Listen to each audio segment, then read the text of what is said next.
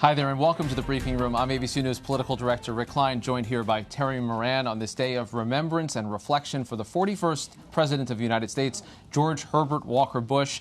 Pictures you're seeing are of the military transport plane bringing the remains of George H.W. Bush to Washington, D.C. for the final time. What will follow, Terry, a choreographed series of events, several days where the president's body will lie in state. Members of the public will be able to pay respects. We will have a major ceremony at the National Cathedral, and finally the burial in Houston. There's something ceremonial about all of these days, the process playing out in familiar ways, but also ways where you learn something new about the 41st president. And that's exactly it. It's a ceremony formal, and that formality and ceremony designed to touch the chords in our civic hearts, maybe that we aren't playing too much these days.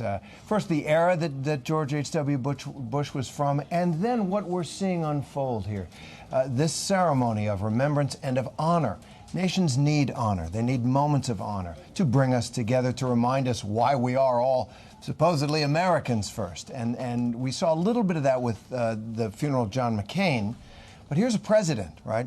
The one officer who speaks for all the people of the United States. And I think maybe a little bit of it will rub off for a couple of days in Washington.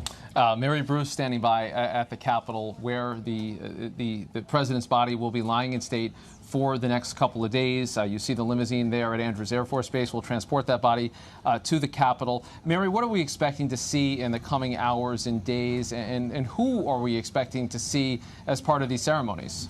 Yeah, it is really quite a remarkable outpouring that we're about to see here on the Capitol. I can tell you from my vantage point, we've been seeing members of the armed services getting ready, preparing for the ceremony to come in just a short amount of time here. You will see President Bush making his final return to the Capitol, arriving here, being brought up, carried up the casket on the stairs here, actually just behind me. He will be escorted by a special honor guard and honorary pallbearers, different from those who we've seen earlier in the day. These will be Navy captains and admirals who have been commanders on the USS George H.W. Bush. Then, of course, at the top of those stairs will be members of President Bush's cabinet, former colleagues. Standing up there at the top of the stairs will be the former Vice President, Dan Quayle. We'll also be seeing other notable familiar faces, those in the former president's inner circle, like his dear friend James Baker, his former Secretary of State. You'll also see another former Vice President, Dick Cheney, will be here as well. Also, of course, a member of Bush's cabinet. And then, of course, you'll be seeing members of Congress. Both sides of the aisle will be coming together to pay tribute here to the former president. He will now be the 13th former president to lie in state. And during the ceremony here this afternoon, you'll hear directly from the leaders of the House and the Senate, Mitch McConnell and Paul Ryan. Also from the Vice President, Mike Pence. He's the only member of the current administration to be speaking out here today. The president, of course, not expected to be here in person for this ceremony, though he will be at the state funeral at the National Cathedral on Wednesday. And then, of course, this is an opportunity for the public to come and pay their respects as well. Bush will be lying in state until Wednesday morning.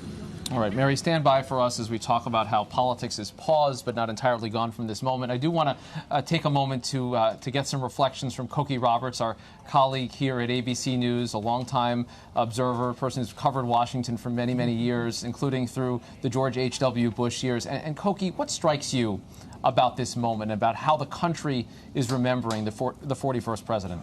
I'm struck by how individual these remembrances are. I mean, you get these messages from heads of state and the various agencies and all of that, and usually they're just, our condolences, we are mourning the loss of a great statesman. And of course these say that, but they also all say something in particular, because George Bush really did an enormous amount for so many people. So for instance, the NIH, the National Institutes of Health, sent its condolences saying, thank you for your work on the Human Genome Project. The CIA, which he headed at a terrible time, had a host of former CIA directors sign a letter saying, thank you for rehabilitating this agency. And it goes on and on like that, with one after another saying something that he had done that was so important. And then all of the private, personal memories. People, everybody coming out and saying, here's what he did for me. Here's what he did for my family. And it is just remarkable, the breadth and extent of that. So he was always not only a statesman and someone very, very dedicated to public service, but he was always also a very kind and loving individual, a family man. Cokie, one thing I was struck by is an observation that the late President Bush shared in his closing months and years about his concern about kind of being trapped by history, coming right after a transformational figure, a two-term president in Ronald Reagan, being followed by the two-term presidencies of Bill Clinton and then, of course, his own son, George W. Bush, and then the historic presidency of Barack Obama. Is there something in the way that we're thinking about the late President Bush now that you think is in for a reassessment around that notion that maybe those 4 years were more consequential than historians might have thought until now? Yes, I think absolutely so. But that's not unusual for something like that to happen. But it is certainly the case here. And it's so typical of him in a way to both be somewhat concerned about his place in history, but also to be convinced that it would not be great because he was so much not about himself. I mean, he couldn't even use the word I. And his mother had told him not to brag, and boy, did he take that to heart.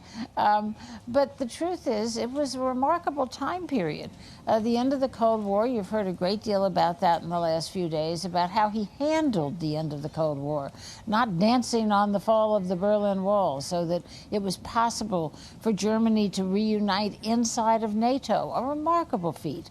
And then the entire landscape of the country literally redrawn as a result of the Americans with Disabilities Act, where now the accessibility is there that just didn't exist before the passage of that landmark Civil Rights Act. And that's something he worked on quite closely with Bob Dole, the Republican leader of the Senate at the time, Tom Harkin, a leading Democrat in the Senate at the time. They all came together to pass that really land-changing piece of legislation. Absolutely. And if you're talking about a historical impact and how lives are changed, as Cokie points out, the Americans with Disabilities Act and the end of the Cold War, we remember those incredible celebratory pictures of the fall of the Berlin Wall as a triumph of human liberation. It could have been the start of the next general European war. They do that thing. Absolutely. And the fact that it wasn't is a tribute to what we are celebrating, what Cokie touched on first. That often at these moments we look at the career of a person, and really the career here was so reflective of the character that kindness and decency came out in the Americans with Disability Act, in the refusal to boast or brag on the fall of an empire. I mean, the fall of an empire with winning the decisive battle in the fall of an empire without a single drop of blood being shed, that historians will look at a lot. And in the war that he did fight to oust Saddam Hussein from Kuwait, he did it in, again, a remarkable fashion, patching together this coalition of quite unlikely nations. I mean, Syria was part of that coalition. And then he was very clear, and I had an interview with him not that long afterwards, where he said, look, that was the UN resolution, was to get him out of Kuwait and to liberate Kuwait. It was not to go on to Baghdad, as many criticized him for not doing. He said, if I had done that, I would have lied to Congress, I would have lied to the United Nations, and I didn't want to be a liar. And Cokie, I'm curious your thoughts on the many political lives of George H.W. Bush. He's remembered, of course, as Ronald Reagan's vice president, but he came onto the stage as a rival to Reagan. He had an enormously successful career in business and in Republican politics as ambassador to China, even before coming on the scene in national politics. He then served those 8 years as a loyal number two, and then took over on his own, and then the post-presidential years. It seems to me like there were many different facets of a man that may not seem that complicated, but actually had a lot of different existences in national life. Very much so. I was thinking about, as he returns to the Capitol now, how when he got there, He was really, you know, he was from a safe Republican district. There was nothing extraordinary about that. And he only served 2 terms. So the idea that that was the launching pad for this career that took him to the presidency is surprising. And then, as you say, he went on to all these other careers, and one you did not mention was as head of the Republican National Committee, something he really didn't want to do, and did it entirely for the good of the party, and then found himself in the position of saying to his president, the president of his party, you have to resign. And again, he said to me in later years, he said, it was such a no-win situation. I had half the party telling me to tell Nixon to go, and the other half of the party telling me that I should be defending Nixon more strongly. And so it was impossible, but he managed to weave his way through that and come out as someone who was a viable candidate for the presidency of the United States. And that was an example, wasn't it, of how in so many of those positions you just mentioned, he acquitted himself so well. He restored morale to the CIA after the investigations of its sordid deeds during the Cold War. He reestablished in some ways the Republican Party through that time, served well as vice president. You know, he may not have had the charisma or the vision thing, as he said, but he did have good judgment. And good judgment may be an underrated quality in politics. Well, that's what he always said. Governing is different from campaigning and from, you know, just being out there speaking.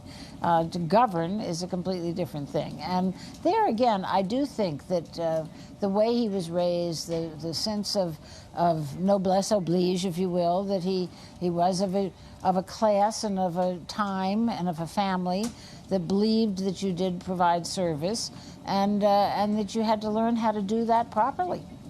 Once again, you're looking at the ceremony that is amassing going on now at Andrews Air Force Base as a military honor guard prepares to greet the casket of George H.W. Bush. He will be headed, his remains will be headed to the Capitol for several days of public viewing. Mary Bruce, if you're still with us, I'm curious your take in the current generation of politicians and their remembrances. George H.W. Bush was president now a quarter century ago. Most of the men and women that you cover up there weren't there at the time. Many of them grew up with him as president. There's even a couple in Congress who have no memory of George H.W. Bush's presidency, as hard as that may be to believe about this freshman class. But what is your sense of what the legacy of George Bush is among the people that now populate Washington and the Capitol?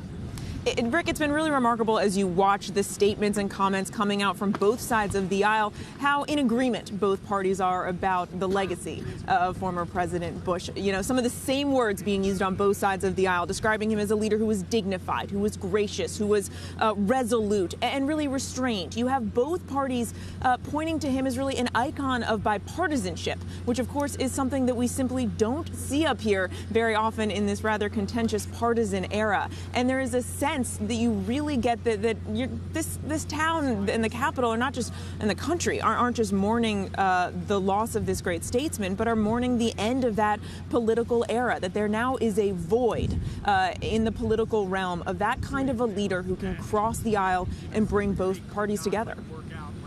Mary, in terms of what these next couple of days mean, obviously this is a fevered political time. We'll talk about some of the things that are still popping, but this seems like it'll be a bit of a pause from business as usual. We saw this, as Terry mentioned earlier, with the funeral around John McCain. The president, any president's funeral, though, seems to be on another level. Is there any sense that you have about what this is going to mean in the broader political climate? There's always a question about whether when Washington takes a step back, takes a deep breath, and thinks about, for instance, how partisan this country has become, whether that will actually change anything. We don't usually see that. What we do see is a pause, a collective sort of taking of stock, and then after a couple days, things continue on as they have. It's interesting, though, right now, we are in the midst, speaking of partisan fights, barreling towards a possible government shutdown on Friday. Both parties know that to celebrate the life of this bipartisan president by going through a bitter partisan fight. Well, that's bad optics for both parties. It's bad for the country. I think both parties realize that. And so now we are hearing up here that the plan is to kick that can down the road another 2 weeks, setting up a possible shutdown fight on December 21st. Whether the looming Christmas holiday will spur more action, spur some possible compromise up here, whether reflection on the passing of former President Bush will encourage the two parties to come together, well, all of that remains to be seen. But I will say nothing encourages members of Congress to get their act together quicker, like the tick-tock on a holiday clock, Rick.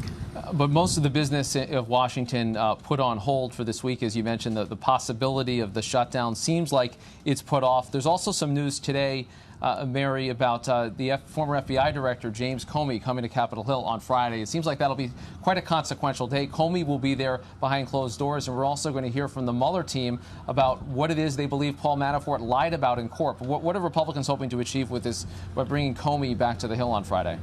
Well, this was a bitter fight just to get him to appear up here, Rick. There was a subpoena that was issued. James Comey fought that subpoena. He was concerned that he said that his testimony, if it occurred behind closed doors, would be twisted, there would be leaks to the press, that his story wouldn't get out in full. They now have reached an agreement that will allow Comey to come out and speak immediately after he testifies, and that a transcript of their conversation will be made public as well. So while Washington and official business here is taking a bit of a pause, of course, the Russia investigation, Mueller's work, and the work of these committees still continues. All right, Mary, our thanks to you. I know you'll be watching all the events as the day unfolds. We'll be covering all of it here at abcnews.com. And you're seeing now members of the Bush family walking along with the military greeters to greet the casket of the 41st President of the United States.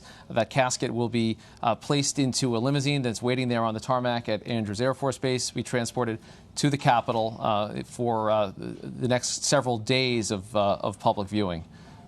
Should be quite some moments to watch.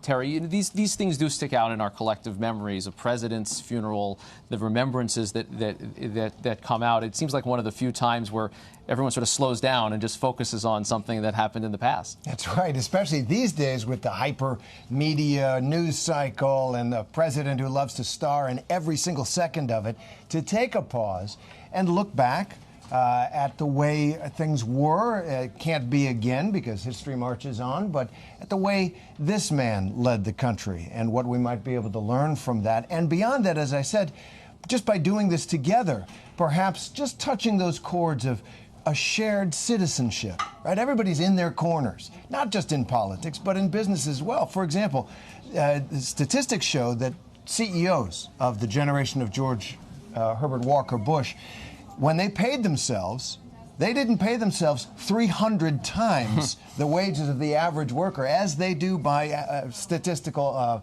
calculation today. They paid them about 30 or 40. They made a good living in the United States, but they would have been ashamed to pay themselves that much money.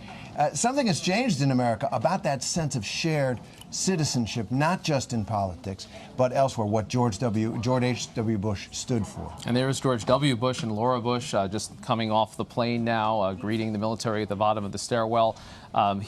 George W. Bush, the president's son, will have a major role in the ensuing days. He will be speaking on Wednesday at the formal funeral services. It should be quite an interesting time for George W. Bush. His legacy, of course, much debated in Washington and beyond. He is now the only living Republican president, and kind of an interesting moment for him in remembering his father as well as the legacy. That's right, and this is a moment where he really has to say goodbye to his father, to his predecessor, to the man who never really intervened in his presidency. There was a lot of talk during the time around the Iraq War that George Herbert Walker Bush was calling up his son and saying, don't do it.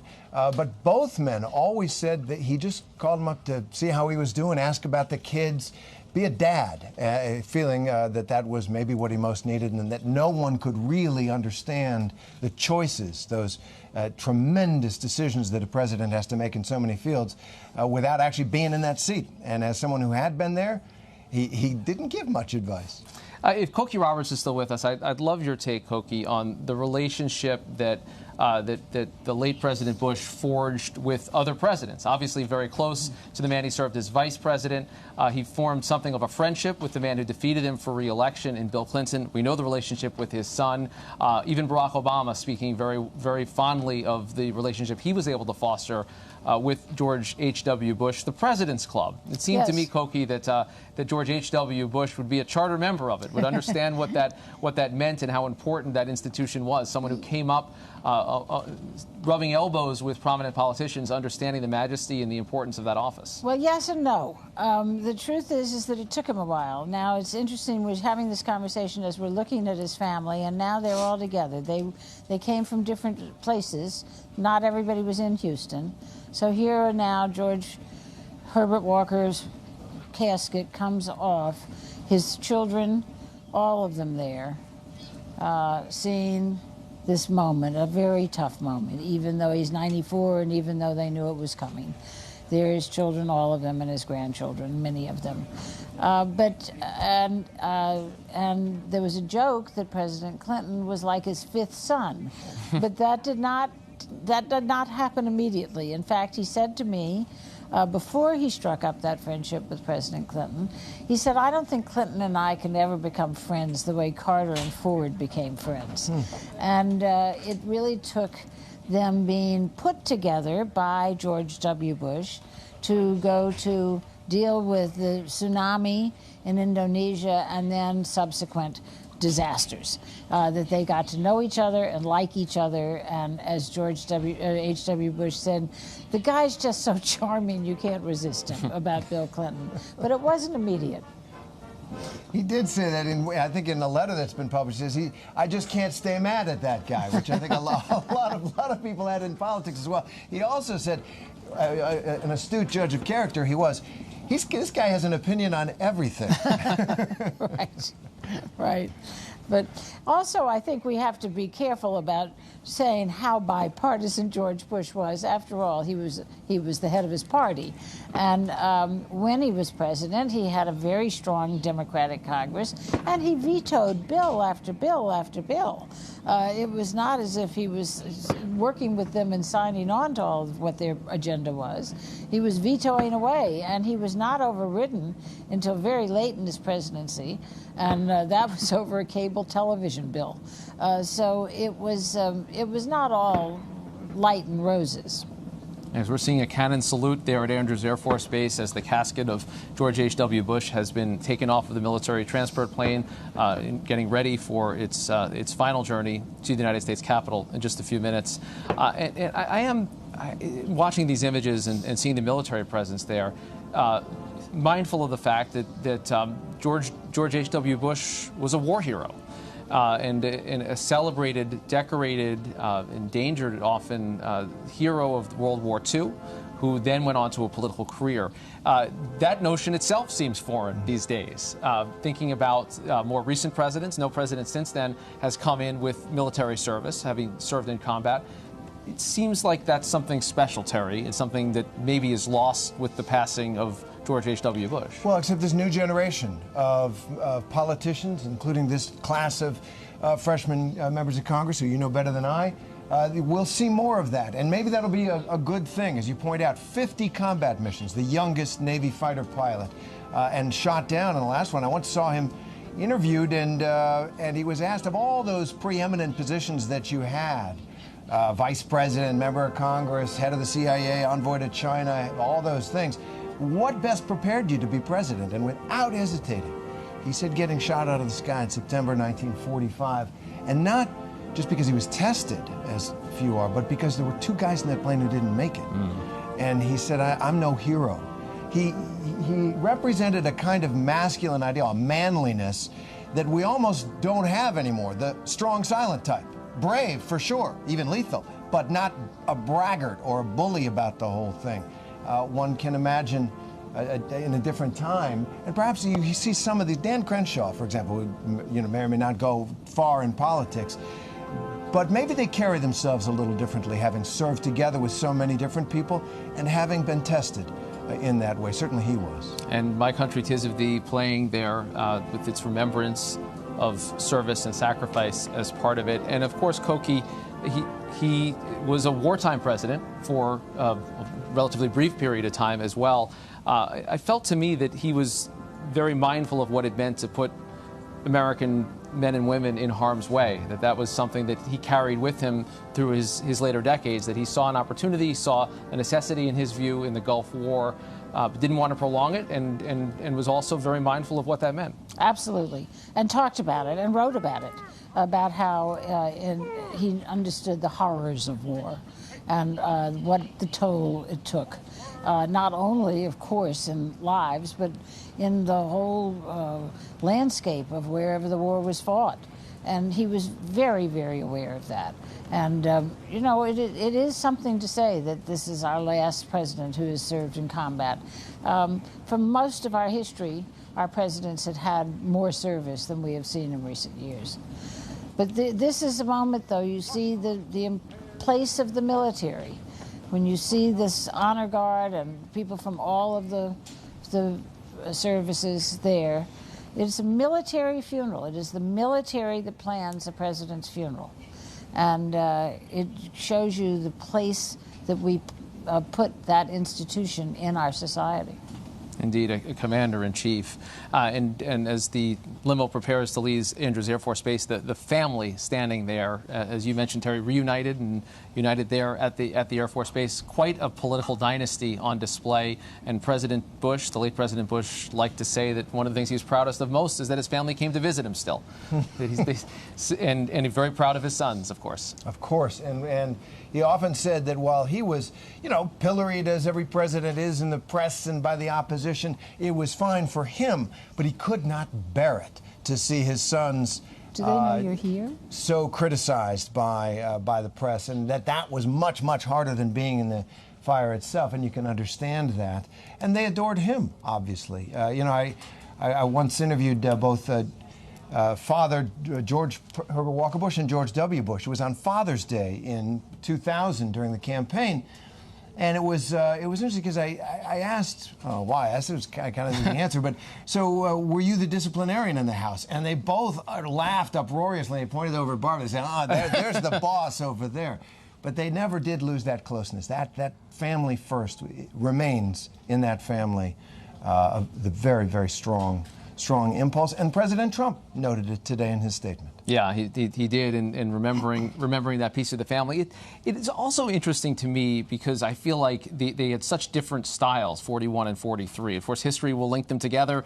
Only the second father-son combination to reach the White House, but they were such different individuals, different in terms of governing styles, different in terms of personality. The much more outgoing, gregarious George W. Bush than his father. The closeness that of course transcends it all of father and son. They were just much different men. Very different men, excuse me, very different politicians and presidents. George Herbert Walker Bush said he lacked a vision thing, that vision thing. George W. Bush, perhaps in reaction, had a very strong ideology. You look at his second inaugural address, and it is one of the most ideological addresses on foreign policy, certainly, that we've ever heard from there. And he really did have a clear vision. He was very disciplined in stating it to the American people and putting it to the American people. George W. Bush, for him, as Koki pointed out, there was a difference between campaigning and governing. You said what you had to as a campaigner, right? Read my lips, no new taxes. You know, Willie Horton, he was willing to say a lot of things because for him, I think, getting into a position of leadership meant you kind of joined a club. And those relationships, more than in some ways your relationship with the voters, were the ones that made the system work. Whereas I think George W. Bush, he was a fantastic campaigner, underrated candidate, I think, by Democrats a couple of times, and perhaps learned from his dad's shortcomings. And as we see the hearse preparing to leave Andrews Air Force Base and headed to the Capitol for these next couple days of ceremony, Terry, want to hit a couple of other headlines out there. The president, just back from the G20, he is touting what he says is a major breakthrough with China. Apparently, it's a 90-day pause on any additional tariffs, but not a lot of details yet about what we're actually talking about here. No, and in questioning what is actually in this deal between President Trump and President Xi of China, senior administration officials are having trouble articulating what it is a timeout. in what is the world's biggest trade war that we've seen in years. And one where I think one of the reasons President Trump feels good is for all that American sectors are getting hurt. China's economy in a broad way is getting hammered. The stock market is getting hammered. Frankly, there's more running room for America in this trade war than for China. We are less dependent. We are a less export-driven economy. And this may be China coming to the table. There's a raft of issues. 90 days is probably too short a time to fix them.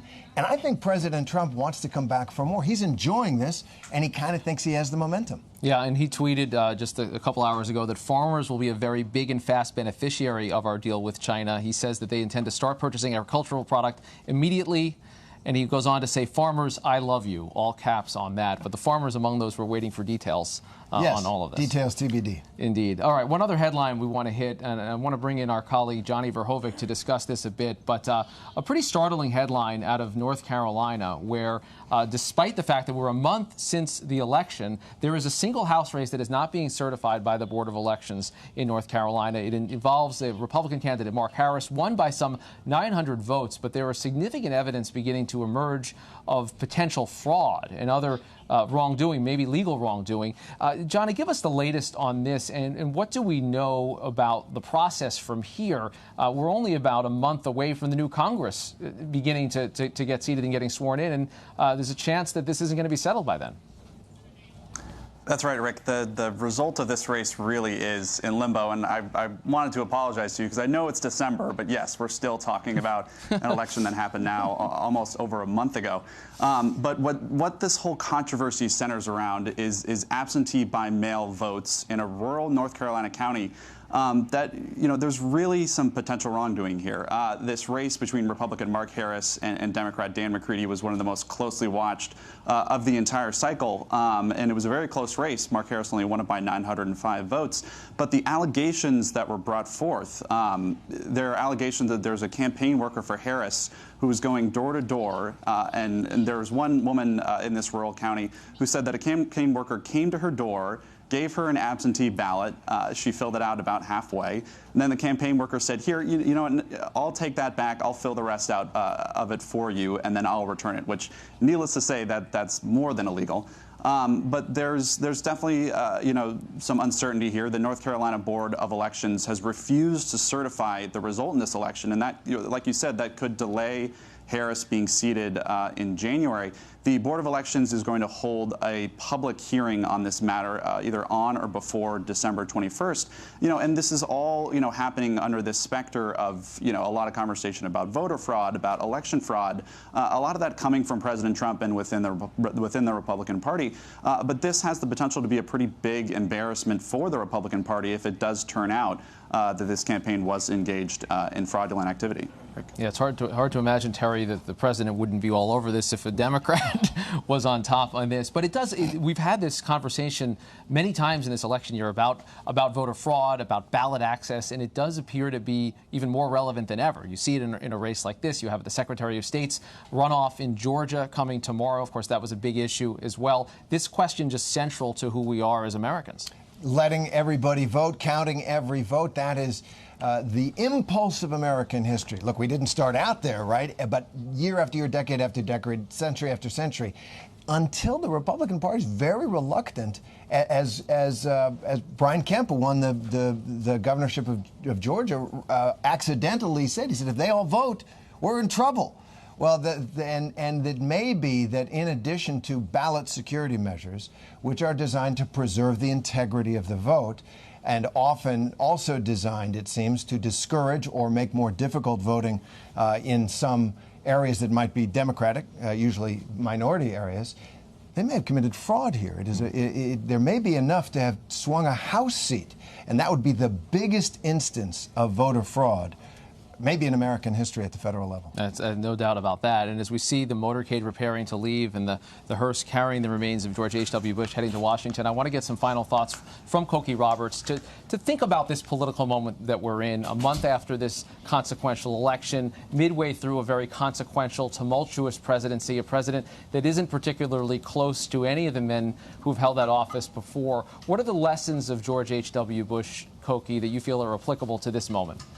Well, I think that the fact of his just incredible decency makes something for everybody to sit back and think about and say, why is it that that worked? And then think maybe that what they're doing doesn't. And I think that might be a very fine object lesson. I must say to you, hardly the first time we've had a House seat done in by fraud. Well proven. There have been a lot of them in our history. But George H.W. Bush was not part of any of that. He was very much part of a good government idea of how to govern. Thinking of landslide Lyndon back in the George Bush's state of Texas, it is going to be a remarkable several days to see these remembrances, to see these figures from the not so distant past come forward. I've been struck by how many people come forward from across political parties to remember George H.W. Bush as fondly as they have. He was certainly a fierce partisan in his day, but there was something about the example of him as a president that I think was important for a lot of people. I mean, he was in office for me when I really became fully involved in understanding what politics was, and he seemed to idealize the presidency, and the notion of a president seemed to just came off of him. Because for him, character was substance, as we've talked about. He was one of those people, and they're rare, and it's a blessing when you meet them, who seem to make the world smaller because they can be friends. And they want to be friends, and they have a knack for making friends in so many different directions, without regard to the lines of class or party or whatever. They'll fight, scrap like dogs in a good political fight, but just enjoy people in a sincere way, and that's their politics, that's their character, and to some degree, that's their policies. And talking about remembrances across party lines, we want to close today's show with a pretty special piece of video. We talked about the bond between presidents, and there was a great tradition started, I believe, by President Reagan of a handwritten note being handed down to a successor. And of course, for Reagan to leave one to Bush, they were friends, they were chums, you could understand that. But George H.W. Bush chose to keep that tradition alive in writing a note to Bill Clinton, the man who defeated him in a very hard-fought campaign back in 1992. Historian Mark Updegrove recently sat down with Bill Clinton and asked him about that letter. Ronald Reagan established a tradition among outgoing presidents to leave a handwritten note for their successors. When you arrived back to the White House, in the Oval Office, after becoming president, you found in the iconic Resolute desk in the Oval Office a handwritten note from George Bush. Mr. President, I wonder, would you mind reading a part of that note? Yeah, I love that letter. Bold here.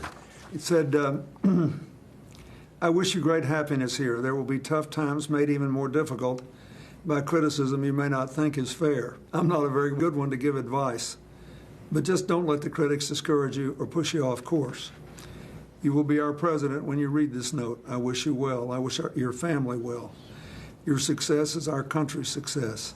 I'm rooting hard for you. Rooting hard for you, the man who defeated him, the man who stood astride so much history and so much in the balance at that moment. I feel like there's a nice sentiment there. Class act. That must have been very difficult to do. Character, they say, is to do the right thing when no one else is watching, and I suppose he might have thought that letter would become public, but it demonstrates who he was.